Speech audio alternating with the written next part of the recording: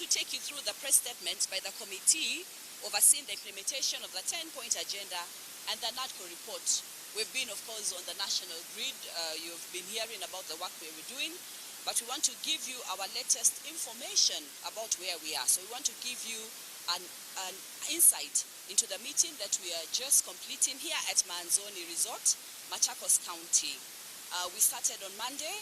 We are finishing today, 3rd of December. Let me proceed with the statement. The committee overseeing the implementation of the 10-point agenda and the NADCO report, COIN-10, held a 3-day retreat supported by the Center of Multi-Party Democracy to take stock of the progress of its mandate since its inception in August this year, update the public on progress made on its mandate, and jointly with the technical team to enhance the framework for tracking the implementation of the 10-point agenda.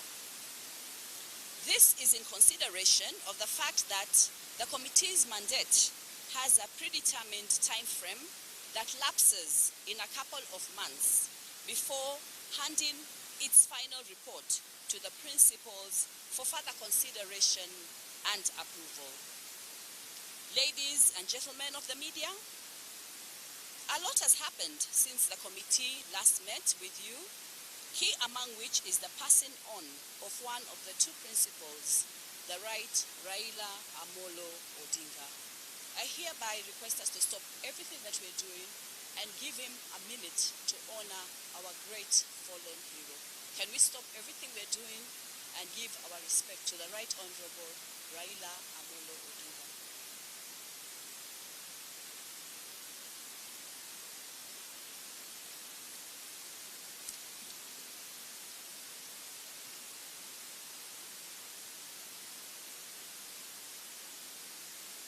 May God rest the soul of the Right Honorable Raila Amolo Odinga in peace. Indeed, the loss of the Right Honorable Raila Amolo Odinga is a massive blow, not only to the COIN-10 committee for having lost one of its key principles, but also to the entire nation. For he was a fearless statesman who put country before self. Always. As the country still comes to terms with that loss, we in the COIN-10 stand in solidarity with Mama Aida Odinga and the larger Jaramogi Oginga Odinga family who are in mourning, following again the loss of Beryl Odinga, a younger sister to the right Raila Amolo Odinga. We join Kenyans in this difficult period, and we request that we remain comforted knowing the entire country is family with the family. To the new party leader of the Orange Democratic Movement, ODM party, Dr. Oburu Oginga, we congratulate you for answering the call of duty to carry forward with the vision of Baba Raila Amolo Odinga. The committee is encouraged by your forthright approval and steadfast commitment to ensuring the full implementation of the 10-point agenda, having had a meeting with you to update you on the status of the committee's work. We assure you of the committee's unequivocal support. During the last 3 days retreat, the committee took time to go through the 10-point agenda in its entirety, in details, breaking down each of those 10 points in terms of understanding them, looking for indicators, looking for KPIs, key performance indicators, even for the measurement, which is where we are going to in the work. In other words, preparing already for our methodology. Of course, we know this has been a very, very important task, and we have engaged in this already. So we have thoroughly done that, and with the aim of enhancing its tracking framework and agree on deliverables to be implemented as per the agreement signed in March this year between His Excellency President William Ruto, UDA party leader, and the late Right Honorable Raila Amolo Odinga, ODM party leader. Fellow Kenyans, you are aware, this process came about as a result of the public outcry over a number of issues that they demanded to be addressed by the government. So far, the committee has held a series of engagements as per the terms of reference and the scope of their mandate.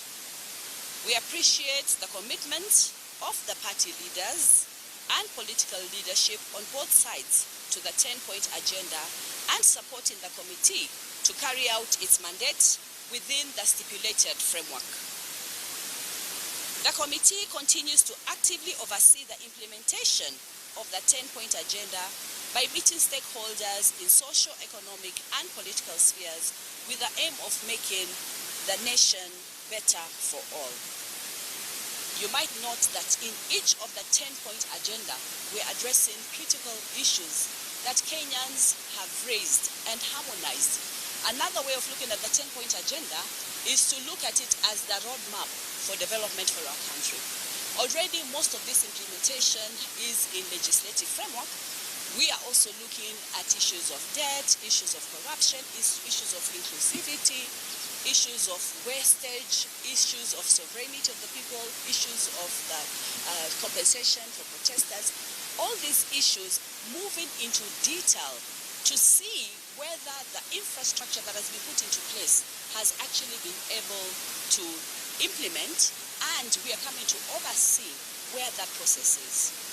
In other words, then we'll be able to come and advise and say, these are the missing gaps. Here is where we need to have coordination. At the end of the day, as a committee, we seek to ensure that this 10-point agenda is carried to its full implementation. So we continue to actively oversee its implementation of this agenda by meeting various stakeholders, as we have been doing, in all socio-economic and political spheres, with the aim of making the nation a better place for all of us. For the past 3 days, this committee has been privileged to benefit from critical insights from experts of democracy, professors, madaktari, experts of democracy, good governance, strategic communication, and other cross-cutting thematic areas relevant in building the capacity of the COIN-10 committee as we continue to engage stakeholders in carrying out our mandate. It has been a great pleasure for us, even as we have continued to exercise into this way of being able to acquire and benefit from the knowledge of these experts. This committee will continue to partner with various stakeholders. We want to partner with as many stakeholders as is possible. We welcome these stakeholders to partner with us as this committee extensively engages with those stakeholders and members of the public in public participation and the 10-point agenda related consultation. The committee appreciates the interest of the media in the MOU and the status of its implementation. We shall continue making periodic updates on the progress of the committee to the public, either through public engagements or through the media. Signed on behalf of COIN-10 committee by Dr. Agnezan, the chair of this committee. Thank you very much. Would you like to seek any clarification or ask any questions?